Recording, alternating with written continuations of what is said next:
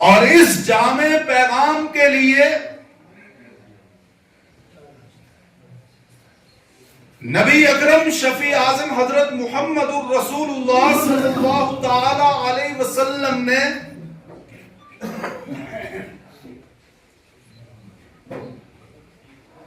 قرآن کریم فرقان حمید کی 4 الگ الگ صورتوں میں سے 5 مختلف آیات کا انتخاب فرمایا.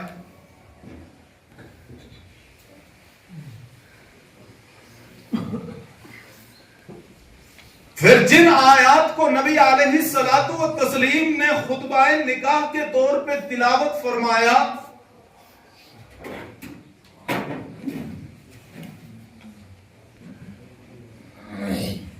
انہی آیات کو صحابہ کرام نے بھی، تابعین نے بھی، تبع تابعین نے بھی، سلف صالحین نے بھی، اور اولیاء کاملین نے بھی، وقت کے علماء نے بھی خطبہ نکاح کے طور پہ پڑھا. اور قیامت کی صبح تک جو بھی امام، مفتی، قاضی اور نکاح خان جب بھی نکاح پڑھائے گا تو انہی آیات کو جو نبی علیہ الصلوۃ والتسلیم نے خطبہ نکاح کے طور پہ پڑھی تھی ان کو خطبہ نکاح کے موقع پر تلاوت کرے گا.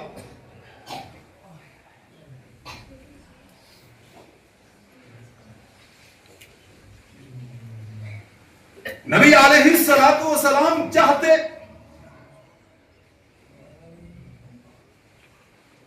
تو خطبہ نکاح کے طور پہ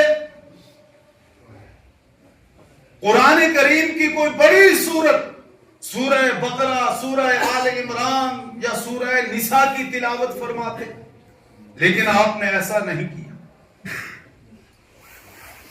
چاہتے تو قرآن کریم کا دل جس سورت کو کہا گیا ہے سورہ یاسین شریف، جس کے بارے میں نبی علیہ الصلوۃ والسلام نے فرمایا میری یہ چاہت اور تمنا ہے، میری خواہش ہے، میری آرزو ہے کہ میرے ہر امتی کے دل کے اندر سورہ یاسین شریف موجود ہو، یعنی وہ سورہ یاسین شریف کا حافظ ہو، اسے سورہ یاسین شریف زبانی یاد. لیکن نبی علیہ الصلوۃ والسلام نے سورہ یاسین شریف بھی خطبہ نکاح کے طور پہ نہیں پڑھی، بلکہ 4 الگ الگ صورتوں میں سے 5 الگ الگ آیات کا انتخاب کیا. اس کی کیا وجہ ہے؟ اس کا کیا سبب ہے؟ 2 وجوہات ہیں.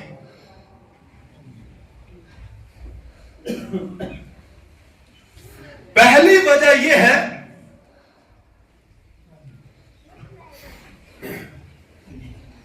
کہ ناکے و منکوحہ،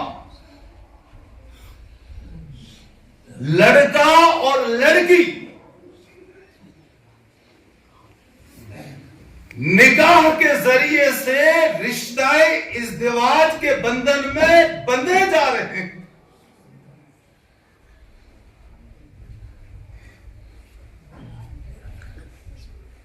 جس طرح نکاح کے ذریعے سے ان کا ایمان مکمل ہو، کیونکہ نبی علیہ الصلوۃ والتسلیم نے فرمایا النکاح نصف الایمان، نکاح آدھا ایمان. نکاح سے قبل دلہا اور دلہن کا ایمان مکمل نہیں ہوتا، لیکن جب وہ نکاح کرتے ہیں، جب ان کا نکاح ہو جاتا ہے تو اس وقت ان کا ایمان مکمل ہو جاتا ہے.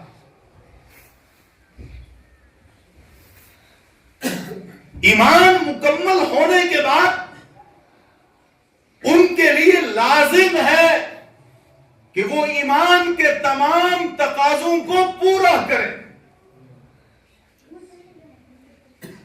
اسی طرح نکاح ہو جانے کے بعد، نکاح کے رشتہ ازدواج کے بندھن میں بن جانے کے بعد لڑکے اور لڑکی پر بعض آئلی حقوق نافذ ہو جاتے ہیں.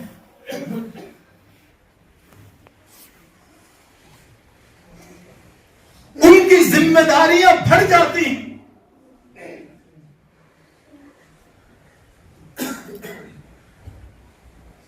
میاں بیوی کے حقوق، رشتہ داروں میں ایک دوسرے کے حقوق ادا کرنا ان پر فرض ہو جاتا،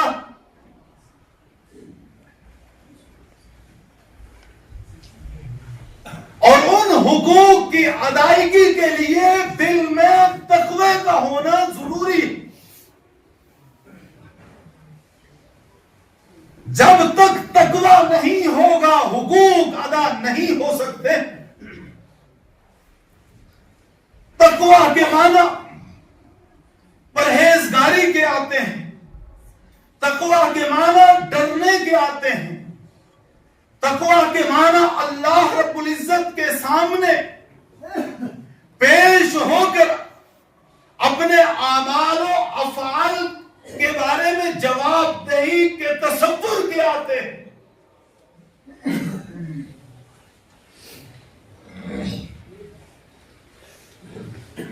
اگر دل میں تقوی نہیں ہوا، خوف خدا نہیں ہوا، آخرت اور قبر و حشر کا استحضار نہیں ہوا، مرنا یاد نہیں ہوا، تو وہ ایک دوسرے کے اوپر ظلم و زیادتی کر سکتے ہیں۔ لڑکا کہے گا میں بڑا مالدار ہوں، پیسے والا ہوں، میں اپنی بیوی کے حقوق ادا نہیں کروں گا، میں اپنے رشتہ داروں کے حقوق ادا نہیں کروں گا، مجھے کون پوچھنے والا؟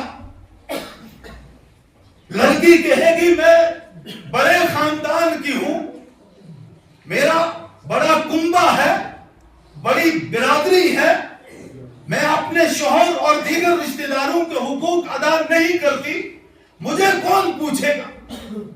لیکن جب دل کے اندر یہ تصور ہوگا کہ مجھے مرنا ہے، قبر کا سامنا کرنا ہے، آخرت کا سامنا کرنا ہے، اللہ رب العزت کے سامنے پیش ہونا ہے، اللہ کے حبیب کے سامنے جواب دہ ہونا ہے، کل آخرت میں اگر رب کائنات نے مجھ سے پوچھ لیا کہ تم نے ایک دوسرے کے حقوق ادا کیوں نہیں کیے تھے، تم نے رشتہ داروں کے حقوق کی ادائیگی میں غفلت اور کوتاہی کیوں اختیار کی تھی، تو اس وقت اللہ کو میں کیا جواب دوں گا یا جواب دوں؟ جب یہ تصور دل کے اندر پیدا ہو گیا تو پھر کبھی بھی نہ ایک دوسرے کے حقوق کی ادائیگی میں کوئی غفلت ہوگی، نہ رشتہ داروں کے حقوق کی ادائیگی میں کوئی کوتاہی ہوگی، اور نہ ہی کسی کے اوپر کسی طرح کا کوئی ظلم اور زیادتی ہوگی، کیونکہ دل میں اللہ کا خوف ہے، آخرت کا استحضار ہے، اللہ کے سامنے پیش ہو کر اپنے اعمال و افعال کے جواب دینے کا تصور و گمان۔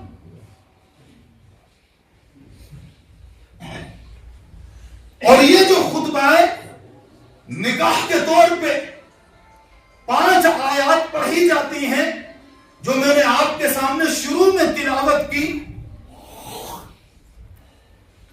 ان 5 کی 5 آیات میں بار بار یہ لفظ آیا، اتقوا اللہ، اتقوا اللہ، اتقوا اللہ، اللہ سے ڈرو، اللہ کا خوف اپنے دل کے اندر پیدا کرو، اللہ کے سامنے جواب دہی کا تصور اپنے دل و دماغ کے اندر پیدا کرو، تقوی اختیار کرو، پرہیزگار بن جاؤ، یہ تصور اپنے ذہن اور اپنے دماغ اور اپنے دل کے اندر پیدا کرو کہ میرا رب مجھے دیکھ رہا۔ پہلے تو یہ تصور ہو کہ میں اپنے رب، اپنے خالق و مالک کو دیکھ رہا ہوں۔ اگر یہ تصور پیدا نہیں ہو سکتا تو کم از کم یہ تصور تو پیدا کرو کہ میرا خالق و مالک مجھے دیکھ رہا ہے، اس سے میری کوئی حرکت، کوئی فعل، کوئی عمل ڈھکا چھپا نہیں۔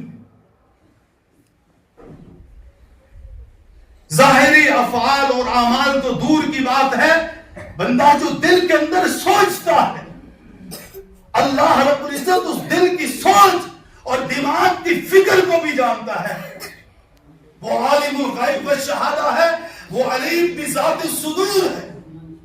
ان اللہ کان علیکم رقیبا، وہ تمہارے اوپر محافظ ہے، نگہبان ہے، وہ سب کچھ دیکھ رہا ہے.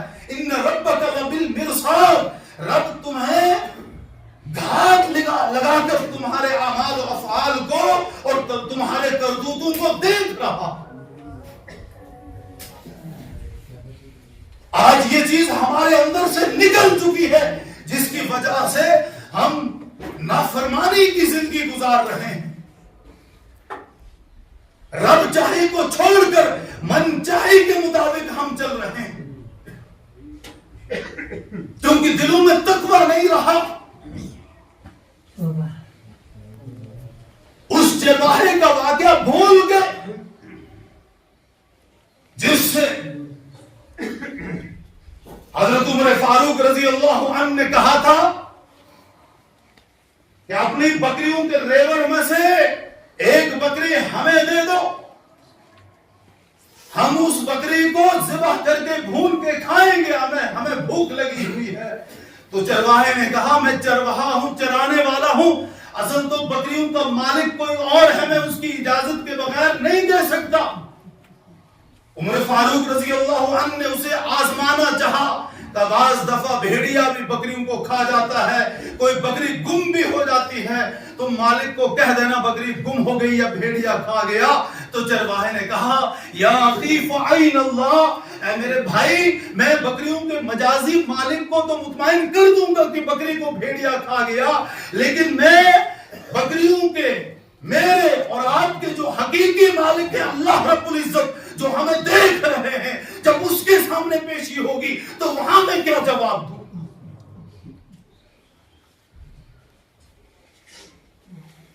وہ بیٹی جس کی ماں کہہ رہی تھی دودھ کم ہو گیا ہے، دودھ کے اندر پانی ڈالیے، بیٹی اپنی ماں سے کہتی ہے عمر فاروق رضی اللہ عنہ نے دودھ میں پانی ملانے سے منع کیا ہے. ماں نے کہا عمر فاروق رضی اللہ عنہ اس وقت دیکھ تھوڑے رہے ہیں. بیٹی کہتی ہے اگرچہ عمر فاروق رضی اللہ عنہ نہیں دیکھ رہے ہیں، لیکن عمر فاروق رضی اللہ عنہ کا رب تو دیکھ رہا ہے. اسی تصور کا نام تقویٰ ہے، اسی گمان کا نام تقویٰ ہے. اور خطبہ نکاح کے ذریعے اتقوا اللہ اتقوا اللہ اتقوا اللہ کے پیغام کے ذریعے سے یہ بات سمجھائی جا رہی ہے کہ تم اپنے اندر تقویٰ پیدا کرو، اللہ کا خوف پیدا کرو. جب تقویٰ اور اللہ کا خوف اور اللہ کے سامنے جواب دہی کا تصور تمہارے اندر پیدا ہو جائے گا، کبھی بھی تم ایک دوسرے کے اوپر ظلم و زیادتی نہیں کرو گے، کبھی بھی تم ایک دوسرے کے حقوق کی ادائیگی میں کسی طرح کی کوئی حق تلفی، کوئی کوتاہی اور غفلت اختیار نہیں کرو. اور خطبہ نکاح میں اتقوا اللہ والی 5 آیات کو چن کر اور خطبہ نکاح میں پڑھنے کی دوسری وجہ یہ ہے کہ عام طور پر آج مسلمان یہ سمجھنے لگا ہے کہ جس طرح اغیار غیر قومیں اپنی خوشی کی تقریبات میں آزاد ہیں، جو چاہیں کریں، ناچیں، گائیں، کھیلیں، کودیں، ڈانس کریں، شراب پیئیں، ہم بھی آزاد ہیں. اور مسلمانوں کی تقریبات میں آج یہ سب کچھ ہو رہا ہے. خطبہ نکاح کے ذریعے سے اتقوا اللہ کا پیغام دیا جا رہا ہے کہ تم آزاد نہیں ہو. جنہوں نے اللہ رب العزت کی توحید و وحدانیت اور نبی علیہ الصلوۃ والتسلیم کی نبوت اور رسالت کا کلمہ لا الہ الا اللہ محمد الرسول اللہ صلی اللہ علیہ وسلم پڑھا ہے، تو ان کے اوپر فرض ہے کہ وہ خوشی و غمی کے ہر موقع پر شادی بیاہ کی تقریبات میں اور دیگر جو بھی تقریبات ہوتی ہیں ان میں دیکھیں کہ اطیعوا اللہ و اطیعوا الرسول کیا ہے، اللہ کا حکم کیا ہے، اللہ کے محبوب کا حکم کیا ہے، شریعت کا حکم کیا ہے، اس کی پاسداری کریں. اگر حد سے تجاوز کریں گے، شریعت کی حدود کو پھلانگیں گے، اللہ کی نافرمانی کریں گے، اللہ کے حبیب کی نافرمانی کریں گے تو کل اللہ کے سامنے بھی پیش ہونا ہے، آخرت میں اللہ کے حبیب کے سامنے بھی پیش ہونا ہے۔ اللہ نے اگر پوچھ لیا تم دعویٰ تو یہ کرتے تھے کہ ہم رب کو ماننے والے ہیں، رب کی توحید و وحدانیت کا کلمہ پڑھنے والے ہیں، لیکن تمہارے ہاں شادی کی تقریبات تھی، تم نے شادی کی تقریبات کے اندر بدعات، رسومات، خرافات کو کیوں انجام دیا تھا؟ اس وقت ہم کیا جواب دیں گے؟ حوض کوثر پر نبی علیہ السلام کے سامنے پیشی ہو رہی ہے، حضور صلی اللہ علیہ وسلم نے یہ پوچھ لیا، تم یہ دعویٰ کرتے تھے کہ ہم حضور کے امتی ہیں، لیکن فلاں موقع پہ، فلاں خوشی کی تقریب کے موقع پہ تم نے میرے نورانی روحانی طریقوں اور میری سنتوں کا جنازہ نکالا تھا، تم شریعت کی حدود سے تجاوز کر چکے تھے۔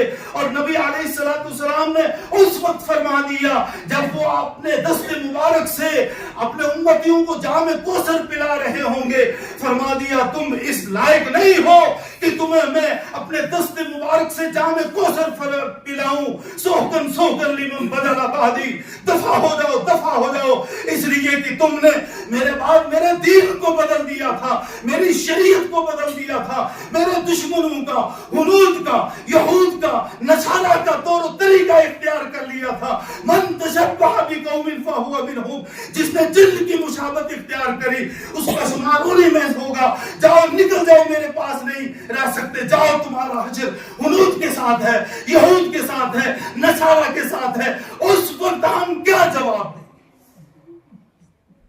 دنیا میں تو ہم کیا دیں گے؟ امام صاحب مجھے کیا کریں گے؟ مولوی صاحب مجھے کیا کریں گے؟ مفتی صاحب، قاضی صاحب مجھے کیا کریں گے؟ گاؤں کے بڑے دیندار مجھے کیا کریں گے؟ میں اپنے طور پہ خوشی مناؤں گا، شریعت کے مطابق نہیں بجاؤں گا۔ کسی کے دل کے اندر یہ خیال پیدا ہو سکتا ہے، لیکن خطبہ نکاح کے ذریعے سے یہ پیغام دیا جا رہا ہے، اتقوا اللہ، اتقوا اللہ، اتقوا اللہ، اللہ کا خوف دل کے اندر پیدا کیجئے، اس لیے کہ کل اللہ کے سامنے بھی پیشی ہونی ہے اور اللہ کے حبیب کے سامنے بھی جواب دہ ہونا ہے۔ تم وہاں کیا جواب؟ یہ خلاصے کے طور پہ میں نے نکاح کے خطبے کا مختصر پیغام آپ کے گوش گزار کیا۔ یہ صرف ناکے و منکوح کے لیے نہیں ہے، یہ سب کے لیے پیغام ہے کہ اپنی خلوت و جلوت میں جو تضاد پایا جاتا ہے اس کو ختم کرو۔ مسجد میں تو ٹوپی پہن کر آ گئی، نماز بھی پڑھ لی کیونکہ نماز کا ماحول ہے، لیکن گھروں میں جب ہوتے ہیں، نماز کا وقت ہوتا ہے تو نماز کی کوئی پرواہ نہیں۔ ہمارے نوجوان تنہائیوں میں بیٹھ کر جب موبائل دیکھتے ہیں اس وقت وہ اس چیز کو بھول جاتے ہیں کہ ہمیں کوئی دیکھ رہا ہے، وہ سمجھتے ہیں ہمیں کوئی دیکھنے والا نہیں۔ اور یہ موبائل ایسی چیز ہے، اگرچہ آج بہت سارے گناہ معاشرے کے اندر پھیلے ہوئے، فحاشی ہے، عریانیت ہے، بے حیائی ہے، شراب نوشی ہے، منشیات ہے، بے راہ روی ہے، طرح طرح کے گناہ ہیں، لیکن موبائل تمام گناہوں کا مجموعہ ہے، اس میں سب کچھ موجود ہے۔ وہ کون سے فحاشی اور بے حیائی کے مناظر ہیں جو موبائل کے اندر نہ ہو؟ لیکن افسوس کا مقام ہے کہ ہمارا نوجوان رات کی تنہائیوں میں موبائل کھول کے وہ سب مناظر دیکھتا ہے، کیسے کیسے پیغامات لکھتا ہے، کس کس طرح کن کن لوگوں سے باتیں کرتا ہے، غیر محرم خواتین سے گفتگو ہوتی ہے، اور اس کا تصور یہ ہے کہ نہ مجھے کوئی دیکھ رہا ہے، نہ میرے لکھنے کو کوئی پڑھ رہا ہے، نہ میرے بولنے کو کوئی سن رہا ہے۔ یاد رکھیں، اللہ رب العزت قادر مطلق ہے، مختار کل ہے، سمیع البصیر ہے۔ ان اللہ کان علیکم رقیبا، وہ تمہارے اوپر نگہبان ہے، اس نے تمہارے ساتھ محافظ لگا رکھے ہیں، گواہ لگا رکھے ہیں، لکھنے والے کرامن کاتبین لگا رکھے ہیں، جو تمہاری نیکیوں کو بھی لکھ رہے ہیں، جو تمہاری برائیوں کو بھی لکھ رہے ہیں، جو تمہارے عدل و انصاف پر کیے جانے والے امور کو بھی لکھ رہے ہیں، جو تمہارے ظلم و زیادتی کو بھی لکھ رہے ہیں۔ یاد رکھو کہ اللہ کے سامنے ہر ایک کو مرنا ہے، قبر کا سامنا ہے، حشر کا سامنا ہے، اللہ اور اللہ کے حبیب کے سامنے پیش ہونا ہے۔ بتاؤ کل میدان محشر میں وہاں کیا جواب دو؟ جس رب نے یہ پاکیزہ زندگی عطا فرمائی ہے، جس نے یہ زندگی کے سانس عطا فرمائے ہیں، جس نے طرح طرح کی نعمتوں سے نوازا ہے، وَإِن تَعُدُّوا نِعْمَةَ اللَّهِ لَا تُحْصُوهَا، اگر ہم شمار کرنا چاہیں تو اللہ کی عطا کردہ ان نعمتوں کو شمار ہی نہیں کر سکتے۔ بتاؤ کل کیا اللہ کے سامنے جواب دیں گے؟ اس لیے اللہ نے آنکھیں دی ہیں، یہ آنکھیں اس لیے دی ہیں کہ ہم قرآن کو دیکھیں، قرآن کی تلاوت کریں، یہ کام دیے ہیں نیک اور اچھی باتیں سنیں، دین کی باتیں سنیں۔ یہ زبان اس لیے دی ہے کہ اس زبان سے اچھی باتیں بولیں، لوگوں تک دین کا پیغام پہنچائیں، دعوت و تبلیغ کا پیغام پہنچائیں، اچھے امور سے جڑیں، اچھے کام سیکھیں۔ یہ اللہ کی عطا کردہ نعمتیں ہیں۔ ان ہاتھوں کو ہم غلط استعمال کر رہے ہیں، ان آنکھوں کو موبائل کے اندر غلط استعمال کر رہے ہیں، ان کانوں کو گانے سن سن کر غلط استعمال کر رہے ہیں۔ کل ان سب کی اللہ کے ہاں پوچھ ہوگی، بلکہ یہی کان، یہی آنکھیں، یہی زبان اور یہی ہاتھ گواہی دیں گے اللہ کے سامنے۔ اليوم نختم على افواههم وتكلمنا ايديهم وتشهد ارجلهم بما كانوا يكسبون۔ منہ پر مہر لگ جائے گی، اور یہ جو اعضاء جسمانی ہیں جن کو ہم اپنے سمجھ کے گناہ کے اندر مبتلا کر رہے ہیں، یہی ہمارے خلاف گواہی دیں گے۔ بتاؤ اس وقت اللہ کے سامنے ہمارا کیا جواب ہوگا؟ اس لیے نکاح کے موقع پر بہت اختصار کے ساتھ، چونکہ وقت ہو چکا، یہی پیغام میں آپ کو دینا چاہتا ہوں جو خطبہ نکاح کے اندر ہے کہ اللہ کا خوف، اللہ کا ڈر اور تقوی والی زندگی گزارو۔ اللہ کا خوف اپنے دل و دماغ کے اندر پیدا کرو، اللہ کے سامنے، اللہ کے حبیب کے سامنے کل آخرت میں، حشر میں پیش ہو کر اپنے اعمال و افعال کی جواب دہی کا تصور پیدا کرو کہ ہم کس طرح سے جواب دیں گے اور کیا جواب دیں گے۔ بہرحال وقت ہو چکا، اس سے آگے بڑھنے کی کوئی گنجائش نہیں۔